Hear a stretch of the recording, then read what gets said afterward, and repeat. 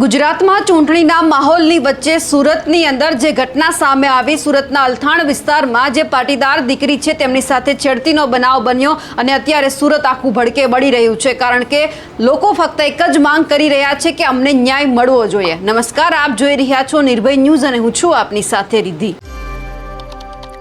સુરતના અલથાણ વિસ્તારની અંદર ગઈકાલે રાત્રે એક બનાવ સામે આવ્યો। 12 વર્ષની પાટીદારની જે આ દીકરી છે તે ટ્યુશન ક્લાસથી પોતાના ઘરે જઈ રહી હતી અને એ જ સમય દરમિયાન 35 થી 40 વર્ષનો જે એક યુવક આવે છે એમની છેડતી કરે છે અને પછી આ ઘટના સામે આવે છે।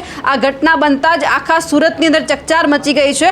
પાટીદાર સમાજની 12 વર્ષની દીકરી એટલાન્ટા મૂળના ટ્યુશનમાંથી ઘરે જઈ રહી હતી અને એ જ સમયે 35 થી 40 વર્ષના મોહમ્મદ અઝીઝ નામના યુવકે તેમની છેડતી કરી। સગીરાએ બૂમો પાડતા જ આસપાસના લોકો ત્યાં તાત્કાલિક દોડી આવ્યા। આરોપીને રંગે હાથ પણ ઝડપી પાડવામાં આવ્યો હતો। રોષે ભરાયેલા લોકોએ પોલીસને પણ બોલાવી અને આરોપીને બરાબરનો મેથી પાક પણ ચખાડ્યો હતો। 112 કંટ્રોલ રૂમની ગાડી પણ ત્યાં આવી, પણ લોકોનો ગુસ્સો એટલો બધો હતો કે આરોપીને વાનમાંથી બહાર કાઢીને પણ ફરીથી બેફામ માર મારવામાં આવ્યો। રાત્રિના સમયે 4000થી વધુ લોકોએ અલથાણ પોલીસ સ્ટેશનને પણ ઘેરી લીધો હતો અને ત્યાં પણ માહોલ તંગ બન્યો હતો। પોલીસે ભીડને કાબૂ કરવા માટે લાઠીચાર્જ પણ કર્યો। અલથાણ પોલીસના બળપ્રયોગમાં પણ એસપીજીના સભ્યોને ઈજા પહોંચી હતી અને જે તમામ એસપીજીના સભ્યોને ઈજા પહોંચી હતી એમને મજૂરા નિર્મલ હોસ્પિટલમાં પણ એડમિટ કરવામાં આવ્યા છે।